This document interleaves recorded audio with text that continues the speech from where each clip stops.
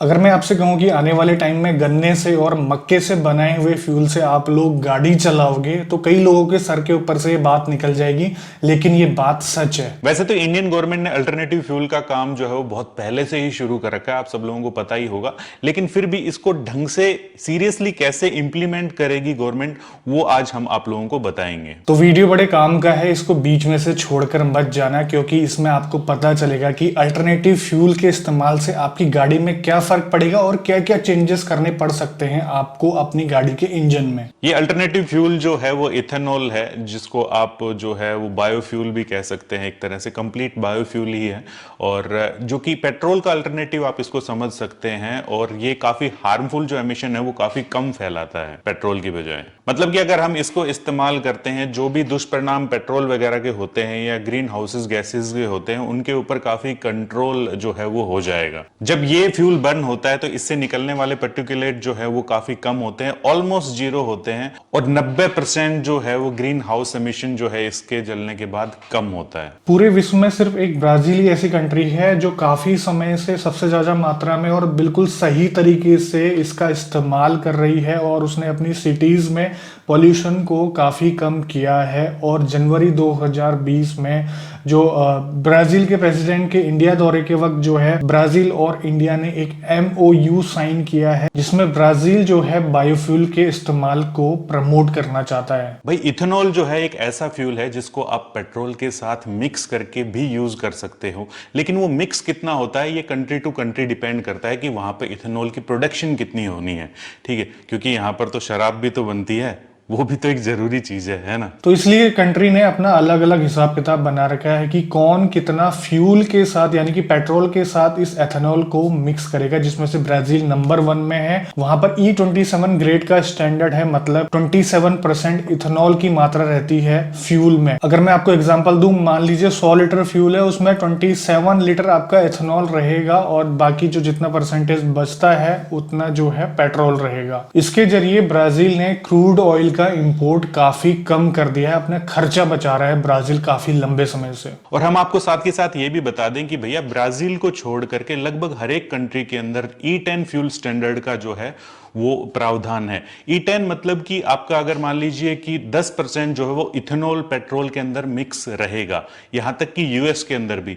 और हम आपको बताएं कि यूएस जो है वो सबसे ज्यादा इथेनॉल प्रोड्यूस करता है, लेकिन उसके बाद भी E10 स्टैंडर्ड को ही वो फॉलो करता है वहां पर। और यहां पर जो चार्ट है वहां पर आप देख सकते हैं कि कौन सी कंट्रीज के अंदर कितना स्टैंडर्ड यहां पर फॉलो किया जाता है। तो बात करते हैं अपनी कंट्री इंडिया की। 2007 में ही E10 का जो स्टैंडर्ड है लागू कर दिया गया था, लेकिन इथेनॉल की प्रॉपर सप्लाई ना हो पाने की वजह से अभी तक इस रिक्वायरमेंट को पूरा नहीं कर पाया है इंडिया। 2018 में लगभग 4% और 2019 में 5.8% ही डिमांड पूरी कर पाया, जबकि डिमांड है 10% की। अब इंडिया का प्लान है कि 2021 या 22 तक इसे E10 को सक्सेसफुली जो है इंप्लीमेंट करना, और उसके लगभग 8-9 साल के बाद यानी कि 2030 में E20 को सक्सेसफुली इंप्लीमेंट करना चाह रहा है इंडिया। भाई जाहिर सी बात है कि इंडिया को एक बहुत ही स्ट्रॉन्ग पॉलिसी की जरूरत है इथेनॉल को लेकर के यहां पर, और जिसके अंदर हेल्प ब्राजील कर भी रहा है, जहां पर लगभग 40 सालों से लगातार यूज हो रहा है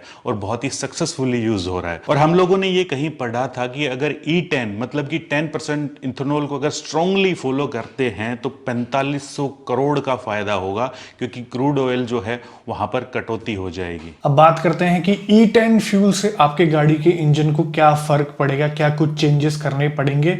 तो मैं आपको यहां पर बता दूं कि E10 अगर स्टैंडर्ड फॉलो भी हो जाता है इंडिया के अंदर, तो आपको गाड़ी में कोई भी चेंजेस करने की जरूरत नहीं है।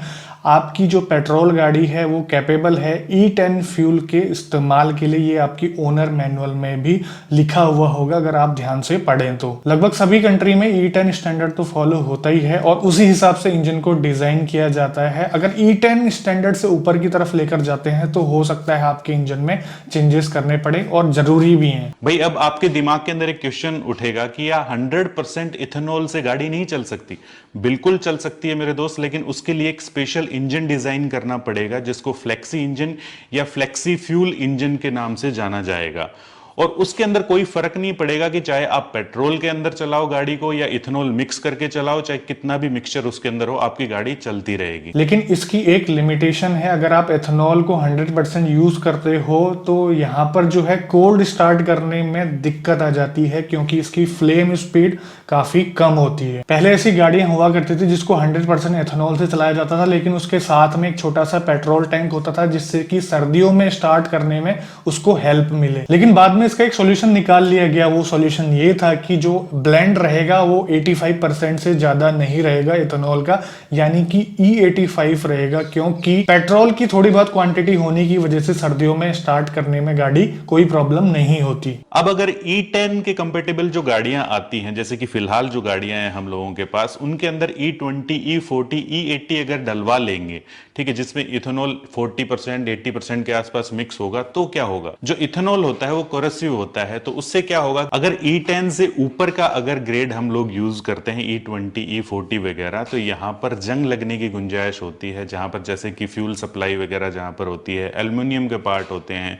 या कहीं पर भी रबड़ वगैरह का होता है, तो वहां पर जंग वगैरह जो है वो लग सकता है। और वैसे भी अगर मैं बात करता हूं तो लगभग 25% जो है कम एफिशिएंसी होती है इथेनॉल वाला, अगर ज्यादा हो तो उसके अंदर मतलब परफॉर्मेंस जो है वो बिल्कुल पेट्रोल वाला जो है वो नहीं निकाल पाती अगर आपकी पेट्रोल वाली गाड़ी है तो इंजन के अंदर तब्दीली यहां पर जरूरी हो जाती है अगर E10 से अबव आप फ्यूल ग्रेड को यूज करना चाहते हैं अपनी पेट्रोल गाड़ी के अंदर। तो बात करते हैं इंडिया इसके प्रोडक्शन को लेकर इतना सीरियस क्यों है। तो सबसे पहला रीजन है कि इंडिया चौथे नंबर में आता है ग्रीन हाउस गैस के एमिशंस में।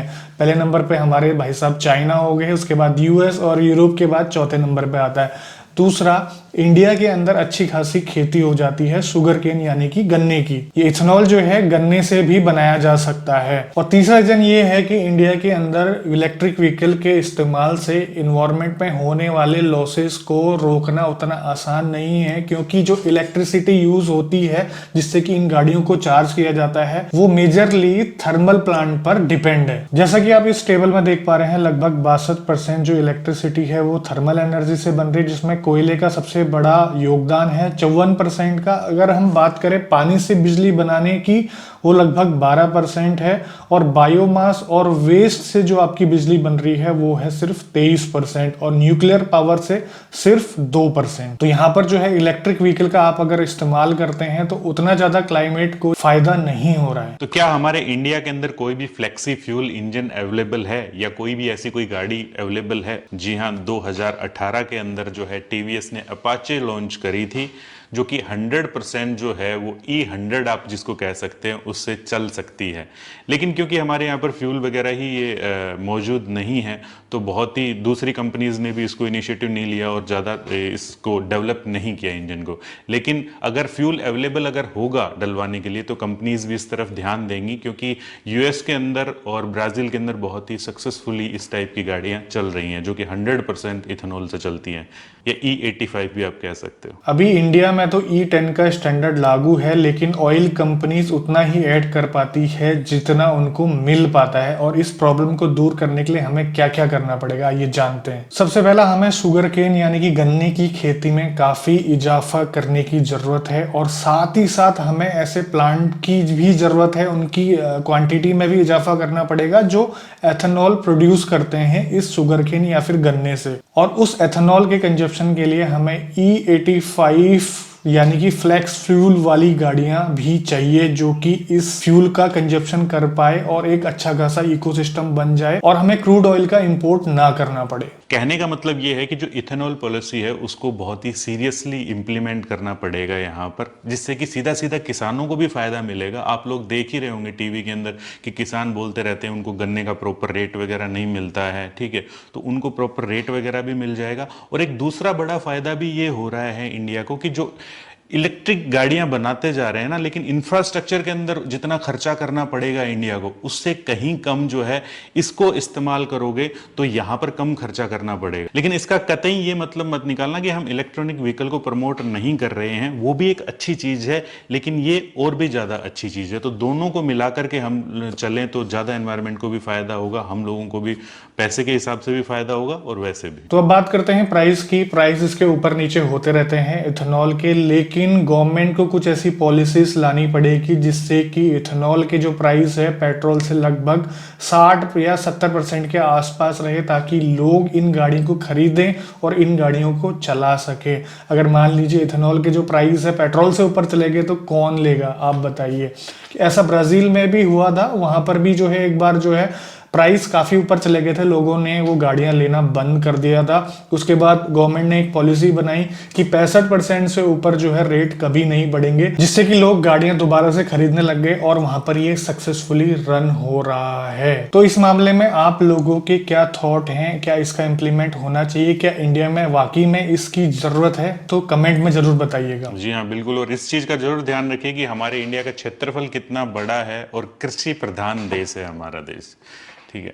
तो उम्मीद करते हैं आपको ये जानकारी अच्छी लगी होगी और भविष्य में आप लोगों के भी काम आएगी। और मिलते हैं ऐसी किसी इन्फॉर्मेटिव वीडियो के अंदर इसी मैसेज के साथ कि अगर 4 व्हीलर चलाएंगे लॉकडाउन के बाद तो सीट बेल्ट जरूर लगाना, 2 व्हीलर चलाएंगे तो हेलमेट जरूर पहन लेना। ओके, घरों में रहिए, फिलहाल सुरक्षित रहिए। जय हिंद, जय भारत। भारत माता की जय।